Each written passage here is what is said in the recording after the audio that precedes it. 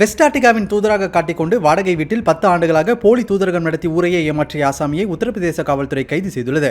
டெல்லியை அடுத்த காசியாபாத்தில் ஹர்ஷ்வர்தன் ஜெயின் என்பவர் வாடகை பங்களாவில் வெஸ்ட் ஆப்ரிக்கின் தூதரகம் என கூறி போலியான தூதரகத்தையே நடத்தி வந்துள்ளார்.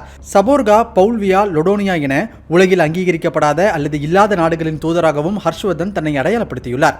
இதற்காக தேசிய கொடிகளை வடிவமைத்து பாஸ்போர்ட்டுகள், வெளிநாட்டு கரன்சிகள், தூதரக அதிகாரிகள் பயன்படுத்தும் நம்பர் பிளேட்டுகள் என அனைத்தையும் போலியாக தயார் செய்து பலரையும் நம்ப வைத்துள்ளார். பிரதமர் நரேந்திர மோடி, முன்னாள் குடியரசுத் தலைவர் அப்துல் கலாம் உள்ளிட்ட தலைவர்களுடன் மார்க் செய்யப்பட்ட புகைப்படங்களையும் பயன்படுத்தி மக்களை ஏமாற்றி வந்துள்ளார். தான் ஒரு செல்வாக்குமிக்க வெளிநாட்டு தூதர் என காட்டிக்கொண்டு வெளிநாட்டில் வேலை வாங்கி தருவதாக ஆசை காட்டி பண மோசடி செய்ததாகவும் ஹவாலா பரிவர்த்தனைகளில் ஹர்ஷ்வர்தன் ஈடுபட்டுள்ளதாகவும் குற்றச்சாட்டு எழுந்துள்ளது. போலி தூதரக அதிகாரி குறித்து காவல்துறைக்கு கிடைத்த உளவு தகவலின் அடிப்படையில் அதிகாரிகள் அவரது சொகுசு பங்களாவில் சோதனை நடத்தினர். 50 லட்சம் ரூபாய் பணம், வெளிநாட்டு கரன்சிகள், 4 சொகுசு கார்கள் உள்ளிட்டவை பறிமுதல் செய்யப்பட்டுள்ளன.